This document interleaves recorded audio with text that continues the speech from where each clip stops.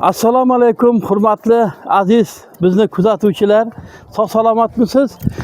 Bugun biz bejizga mana shu qo'limizda sarimsoq piyoz bilan, chesnok bilan sizlarga murojaat qilmayapmiz. Chunki bu yerda, ya'ni Surxondaryo viloyatining Angor tumanidagi Ta'limron xo'jaligida asosan qishloq xo'jalik mahsulotlarini barvaqt chiqarishga ixtisoslashgan alohida mana shu dehqonlar guruhi bor desak ham yanglishmaymiz. Chunki bu yerga karam ham, qizilcha ham, daykon ham, mana shunaqa piyoz ham, mana bu sarimsoq piyoz ham birinchi cho'p chiqadi va xalqimizning dasturxoniga yetkazib berish bilan birgalikda juda ko'plab miqdorda bugungi kunda eksportga yo'naltirilyapti.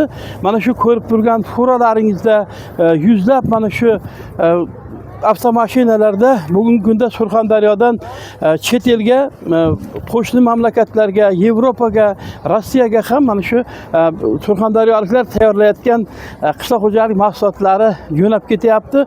Albatta yana bir tomoni shundan iboratki, qishloqda istiqomat qiluvchi, vaqtincha ish bilan band bo'lmagan aholining ish bilan ta'minlanishi, kunlik mana shu ehtiyojlariga kerakli bo'lgan mahsulotlarni xarid qilayotganligi ham mana shu xalqimizga, aholimizga katta yordam beryapti. Bugun biz kun davomida Surxondaryo viloyatining Angor tumanida amalga oshirilayotgan ishlar haqida hikoya qiluvchi turkum ko'rsatuvlarimizni sizning e'tiboringizga havola etamiz.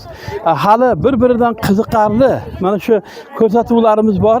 Albatta bu hozircha sir bo'lib qolsin, lekin ana shu amalga oshirilayotgan ishlarda, mana shu qilinayotgan barcha mana shu tadbirkorlarimizning ishlarida bu xalqimizning farovon hayoti yotibdi desak mubolag'a bo'lmaydi. Hozir mana shu bitta chesnok, mana shu sarimsoq piyozning narxi 1200-1500 atrofida sotilyapti. Bu ham bo'lsa mana shu dehqonlarimizning bu yil hosili barakali bo'lganligidan dalolat beradi.